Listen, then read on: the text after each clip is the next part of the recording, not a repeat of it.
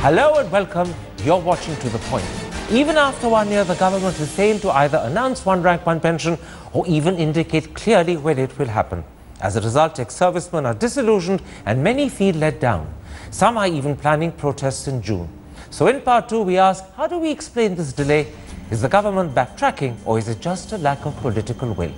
But first, you can't have failed to notice that both Prime Minister Modi and his predecessor Dr. Manmohan Singh began yesterday by criticizing each other's government, but ended with a friendly meeting to discuss the economy and foreign policy. So in part 1, we ask how valid are their criticisms of each other's government and what message have they sent when they met in the evening for that surprising but reassuring conversation. My guests are Congress MP and spokesperson Abhishek Singhvi and BJP National Executive Member Sheshadri Chari. Mr. Chari, let's start with the criticism they made of each other's government before we come to that rather civilized conversation they had in the evening. Dr. Manmohan Singh claims that your government is demolishing democratic institutions and dismantling the welfare state, by which he's talking about the enormous centralization of power in the PMO, as well as the serious cuts to welfare schemes for the poor, such as health, women's welfare, childcare. How do you respond to that comment? No. Actually, the government is not doing anything of this sort, number one. Number two, whatever changes that are being made in the economic outlays are all not without any reason. There are reasons for it. Of course, Dr. Manmohan Singh is an economist and he has handled the government funds for the last 10 years in 2 terms. And it's a very, very valid criticism, and the answer given by the government is also very valid. So I don't fault either the government or Dr. Manmohan Singh on these issues. But so you're making an interesting concession that Dr. Manmohan Singh's criticism is a valid criticism. Yes, I mean, he finds validity in what the government has done, and the government's explanation is also absolutely valid. The government has given a very good explanation for this. Abhishek Singhvi, when it comes to demolishing democratic institutions, Mr. Modi correctly points out to PTI that in fact the UPA with Sonia Gandhi as NAC chairperson in fact created the biggest unconstitutional authority above the office of the PM. You, when you were in government, did more to weaken the authority of the Chief Executive of India than anyone has ever done in history. Karan, first of all, I've heard nothing of what Mr. Chari has said. Secondly, I've hardly understood. I'll tell you why you didn't, because you were late joining us, Mr. Singhvi. You were late joining us. Not at all. You were, sir. Forgive me, you were late joining us. I asked you to join at 7:55 and you were late. But anyway, please carry on answering. I think you are being impossible because you failed to understand your own problems. You have failed to understand that I was in time, that your voice is bad. I've told your technicians and your voice is still bad. But you insist because you haven't checked with your technicians. So are you answering my question, Mr. Singhvi, or not? I cannot, because you are not allowing me to answer, because you fail to understand that your voice is highly distorted. Well, you can hear the question I'm asking, so I'll repeat it again. You have now I can hear the last part of your sentence. Right, let's stop this contretemps between the two of us. Dr. Manmohan Singh accused the NDA government of dismantling democracy. I put it to you that no one did more to undermine democratic institutions than your government when you created a super authority above the Prime Minister in the shape and form of Sonia Gandhi. 3 answers. Does the BJP, and let me repeat again, I'm getting a terrible echo in case you haven't checked up still. Please carry on answering so that we make progress. Sorry? Please carry on answering, sir. I can hear you. Yeah, you can hear me, but I can't hear myself speak. Well, does the BJP think of a extra constitutional authority when everybody in this country for the last 60 years knows that the RSS dictates everything from policy to personnel? That time extra constitutional authority is not thought of. Second, they don't talk of extra constitutional authority when their longest ally, Mr. Shiv Sena, Mr. Thackeray, gives instructions to the government in a much more blatant manner than anybody else I know of. Thirdly, I think they mistake the very, very excellent coordinated relationship between party and government, which happened during UPA 1 and 2, which rarely happens, because when a party is in power, the government becomes strong and the party becomes weak. That is the normal pattern of governance. But in the case of UPA, there was a perfect understanding and coordination. What about the fact that Sonia Gandhi was a super authority above the Prime Minister? That was the question I put to you. You've deflected it completely. I have just answered that question by saying that never have you seen better coordination between a party president and the government. Okay. That coordination is distorted and presented as extra constitutional authority, whereas actually the imposition comes by remote control through authorities like the RSS, VHP and other bodies. You're completely forgetting the fact that Sanjay Baru went on. You're forgetting the fact that Sanjay Baru went on record in his book to say that in fact files were being sent to Sonia Gandhi. You're forgetting the fact that Rahul Gandhi publicly tore up government ordinances embarrassing the Prime Minister when he wasn't even in an official position to do so. All of that is tantamount to what Mr. Modi is talking about. You're dismissing it, are you? And there was one AICC meeting where the Prime Minister Dr. Manmohan Singh was sitting among the audience, and then later on someone noticed it, and then he was brought to the stage. All right, let's move beyond this issue of who has done more. Been denied. Well, let's move beyond this issue of who's done more to damage democratic institutions. Let's come to a comment made by Dr. Manmohan Singh about himself. He said, as I'm quoting him, "I have not used my public office to enrich myself, my family or my friends. And still the BJP government keeps on harping on the theme of corruption just because it wants to detract attention of people to non-issues." Now, I put it to you, you cannot deny this. Dr. Manmohan Singh was personally incorruptible. There's no taint that touches on him as an individual. It's all right for a Prime Minister to say this, for any individual to say this, but there are allegations against him. He was the coal minister. As Prime Minister, he was also the coal minister when the coal scam took place. And it's like a watchman of a bank which has been robbed saying that, look, I did not loot, but the loot has taken place. So the watchman is responsible. As Prime Minister, he is the CEO of the government, he is the CEO of the country, and he is responsible either directly or indirectly. Now the case is in the court. Let him absolve himself as far as the legal issues are concerned. The allegations have been made. Abhishek Singhvi, the point you're hearing from Seshadri Chari was the point made by Amit Shah yesterday as well. No one would question Dr. Manmohan Singh's personal integrity, but as Prime Minister, he presided over a government that witnessed the CWG, the 2G, the Colgate scam, just to name those three. And Amit Shah claims that in fact the total quantum of money involved in scams during the UPA years is 12 lakh crore. Surely Dr. Manmohan Singh as Prime Minister can't run away from that. I am repeating that you are putting at a great disadvantage. Your voice is coming as a double thick accent, highly distorted. I'd like you to hear your own voice to realize what I'm saying. I've heard the question to the extent of understanding is meaning that Dr. Manmohan Singh allowed corruption to flourish. If it comes in double thick quality, it must be awful. I apologize for that. Not heard. I apologize for the problems you're having. No, but I can't.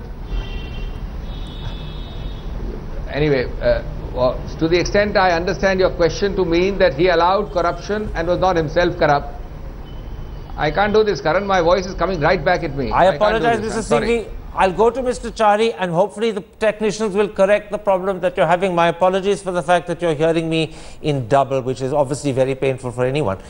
Let's come to policies, Mr. Chari. Dr. Manmohan Singh is surely right when he says many of our programs are now being repackaged and marketed as initiatives of the Modi government. And the truth is, that list includes FDI in insurance, GST, Made in India, direct benefit transfer of LPG, Aadhaar, and believe it or not, even FDI in retail, which you haven't scrapped at the government level. So Dr. Manmohan Singh's right. A lot of your successes are repackaging of what he did. No, it's not the success. The question is what the government does now. There are certain policies and programs. You can even include Manrega. We have allowed that scheme to take place, and you can even include the Indo-US nuclear deal, which was started by the NDA government during Vajpayee's time, then followed up by Dr. Manmohan Singh, but he could not take it to its logical conclusion. It was Narendra Modi who took it to the logical conclusion. So there is a continuity, there is an element of continuity as far as these social programs are concerned. But some of these programs, who prevented the UPA from implementing those programs? Well, actually, that's a rhetorical point you make, and I want to interrupt you. You see, You've taken a lot of credit for Jan Dhan Yojana. The Prime Minister is proud of the fact that 15 crore new accounts have been opened. Mr. Chidambaram told me on Monday that the UPA had created 24 similar crore accounts. 24 crore similar accounts. So it's not that they didn't do it. They did it. They did it with a different name, and they didn't give it the branding that you have. But is it a fault? Is it good? Is it good or bad? If a program is good enough, who does it is not material. But you're conceding Dr. Manmohan Singh's point. No, there are two programs. You've just given them a new name, and you may be pursuing them with greater vigor. Not that. There are two very basic differences. Number one, a program which has been initiated by, say, UPA government, which was not completed by the UPA government, was completed and in a better packaged manner by the NDA government, number one. Number two, the most important element is, in spite of all these programs being implemented, there is not a single issue of a scam or mishap in this. Well, I'll come to that in a moment's time. Sadly, we don't have Abhishek Singhvi. What was meant to be a debate between the two of you is becoming an interview between you and me, and hopefully our technicians will correct that line. And I apologize to Abhishek Singhvi again for the fact that he's had trouble. But let me widen the discussion. Dr. Singh made a second very interesting point. He said the Congress party has strived hard to ensure that India flourishes as an open, pluralistic, liberal, secular democracy, proud of her composite heritage. This very idea of India is now under systematic attack. And if you think about the Love Jihad campaigns, the Ghar Wapsi campaigns, to be honest, if you think of your treatment of the Indian National Historical Research Council, if you think about what you're doing to NGOs like Greenpeace and Ford Foundation, and even the way Dinanath Batra's books are being used, there is a point here to Dr. Manmohan Singh's criticism, isn't there? No, I don't think this criticism is valid anymore. The Congress party and some of the left elements also have time and again made this secularism versus communalism narrative an issue, and they have made it a political issue, but that did not struck. I mean, they could have gone and told they could have gone and told the public in 2014 election that, look, you are going to do this, which is wrong, but it did not stick. Okay. What all they did to Narendra Modi when he was the Chief Minister of Gujarat, what all they did during the run-up to the campaign was also not hidden from the people. But in spite of that, if the people have voted the BJP, that means there is a mandate for BJP, number one. Number two, as far as these incidents are concerned, none other than the Prime Minister himself has warned all these elements to be very careful in their words. He has distanced himself from it. The party has done it so. Amit Shah, the party president, has done it. Okay. The RSS has said it. So if there are fringe elements in a particular society, there are fringe elements among the Muslims, there are fringe elements among the Christians. Okay. And these things are there. So I've got to Abhishek highlight Singhvi. and what not to highlight is what is more important. I've got Abhishek Singhvi back. Mr. Singhvi, let me begin by apologizing once again for the fact that you've had trouble earlier hearing me. Let's hope it's a clear line. I'm going to put to you the two questions that I put while you were not with us to Seshadri Chari. The first time I spoke to Mr. Chari, I said to him that in fact Dr. Manmohan Singh has a point when he says many of the successes Mr. Modi claims are nothing more than repackaged versions of UPA programs. Now there's a flip side to that, and the flip side is the point Mr. Modi made to PTI. Repeat the last sentence. Can you hear me, Mr. Singhvi? Karan, repeat the last sentence. Yes, I said there's a flip side. Please understand, Karan. Yes. There's a flip side to the point that Dr. Manmohan Singh made when Dr. Manmohan Singh said that the programs that NDA claims are successful are nothing more than repackaged versions of UPA programs. The flip side is this.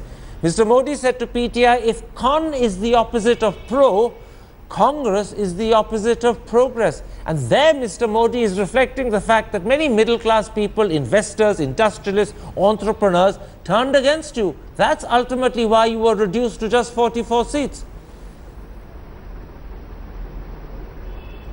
Well, I don't think that Mr. Modi or the BJP is in any position to say that we are anti-progress or that we have not had progress in 10 years of UPA government. Point number one, barring the last 2 years, our lowest growth rate average has been higher than the BJP's highest. They always look at 1 or 2 years which were bad years.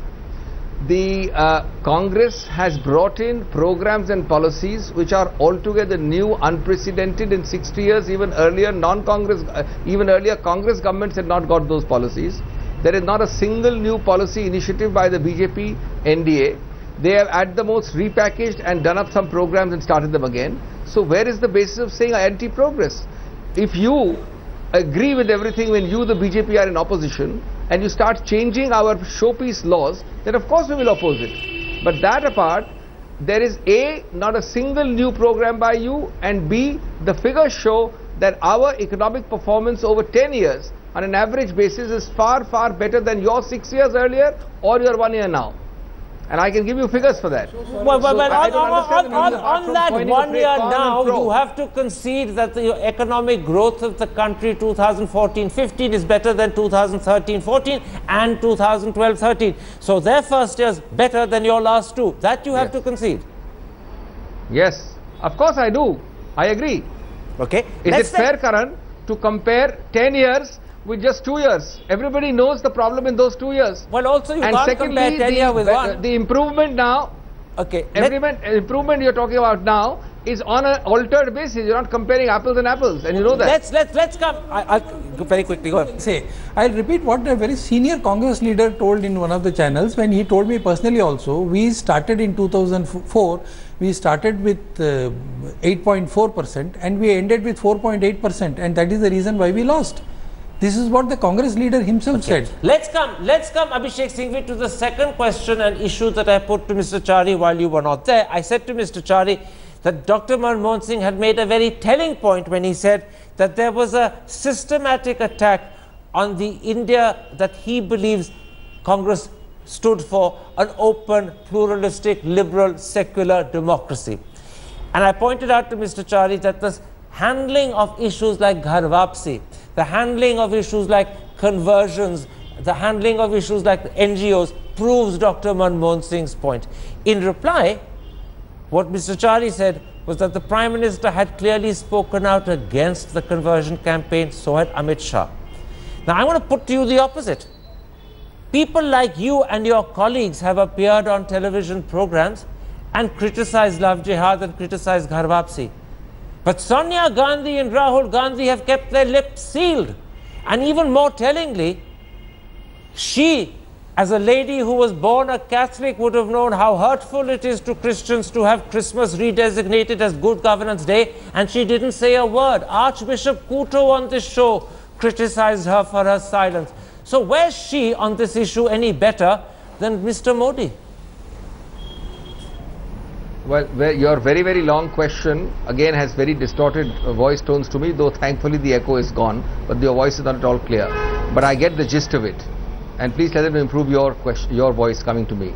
Now let me tell you the answer very quickly. Never before, Karan, in a period of 12 months, has any government in political history of India had the series of divisive, antagonistic, provocative, inflammatory situations where Indians distrust Indians, created one after the other from all quarters by all kinds of reprehensible statements and actions. I don't want to get into details. You know, from the Bhagavats to the what about Shakshi Sonia's silence on Good Governance Day? Number two. Being born a Christian, she would have known how hurtful it was to other Christians. Please, now don't interrupt me after a long question, Karan. Please let me answer. I have a bad audio anyway. Second, Mr. Modi, for the sake of form, once in a while gives a general hortatory statement. That is not enough. He has taken no action against his ministers, his MPs and his MLAs. Deeds talk louder than words. He has given occasional words, not a single removal, dismissal or chastisement of a real kind. And as I said, there's not even a word from Sonia Gandhi on Christmas being redesignated as Good Governance Day. Let me answer. The Congress speaks for Sonia Gandhi and Rahul Gandhi. Why can't they speak for themselves? Every day. Why can't they speak for themselves? They're not tongue-tied, are they? No. The government has to speak to the Prime Minister. They have to stop this. The opposition doesn't. The opposition has spoken up. Archbishop Kuto was critical of Sonia Gandhi's silence on the conversion campaign. He was critical of Sonia Gandhi's silence on Christmas being redesignated, and as a Christian she would have known how hurtful it was. purely technical, irrelevant point, Karan. She has spoken through the Congress party every day of these divisive comments. And everybody knows her stand and the Congress party stand. Himself criticized all these Garbhapsi programs. Narendra Modi as Prime Minister has done it. Amit Shah as party president has done it. And he has even warned those MPs. And he has taken a very strict stand on these things. Number one. Number two, for a person of Abhishek Manu Singhvi standing to say that nothing has happened during the 10 years of the Congress regime, nothing has happened during the last 60 years of the Congress regime is absolutely travesty of facts. But there has been riots during the Congress regime. There has been riots during the last 1 year also, last 10 years also. So I think instead of smearing one another of this nature, I think what is more important to now look at is a change in the situation. Gentlemen, I want now to come to that last thing that happened yesterday, because it was unique. It was something that we haven't seen in India, and I think it's important we should touch on it. And I'm talking about that surprise but very reassuring and very civilized meeting between Dr. Manmohan Singh and the Prime Minister in the evening when they spoke about foreign policy and economics. And I want to begin with you, Mr. Chari. Do you believe that this sends out a message to the Indian people that politicians can be opponents but they don't have to be MPs? And when it's a question of getting together in the national interest, they can put their differences aside? See, there has been serious ideological differences between Indira Gandhi and Atal Bihari Vajpayee. But during Simla agreement, when a party was against Simla agreement, it was Mrs. Indira Gandhi who invited Atal Bihari Vajpayee to Simla to take his advice on certain things. I got a photograph and I have spoken to Atal Bihari Vajpayee about this. Similarly, there has been instances of... So there's a history and tradition of this sort of... Yes, there has been. Bipartisan attitude. Chandrasekhar, Narasimha Rao, Vajpayee coming together on a number of issues. These things have happened. VP Singh and Vajpayee coming together. This has happened. I think it's a very good beginning. We have our own differences of opinion as far as Dr. Manmohan Singh's tenure as Prime Minister is concerned. But at the same time, if Dr. Prime Minister is a repository of experience as far as foreign policy and economics is concerned, there is nothing wrong in approaching him as a senior person. Abhishek Singhvi, I want to bring you in. You've just heard from Mr. Chari that there's a tradition in India of this sort of bipartisan meeting. And yet I want to remind you what Rahul Gandhi said today. He made a rather cheap, immature jibe when he claimed that the Prime Minister had taken a 1-hour lesson from Dr. Manmohan Singh. And this cheap jibe, and I'm using those words deliberately, would have embarrassed Dr. Manmohan Singh. It shows up Rahul Gandhi as immature, and it leads me to ask you that do you think Dr. Manmohan Singh ought to take time out and teach a bit of etiquette and graciousness to Rahul Gandhi?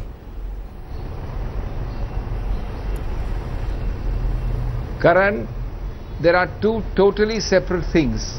Rahul Gandhi was on a political tour and he made a political comment. If you call it a cheap jibe, I think you will be out of a vocabulary if you were to describe Mr. Modi's political comments during the domestic campaign and on foreign soil. I think Sonia Gandhi and Rahul Gandhi have been much more restrained. But let me tell you, Dr. Manmohan Singh's meeting is a totally different thing. Don't talk of the political campaign.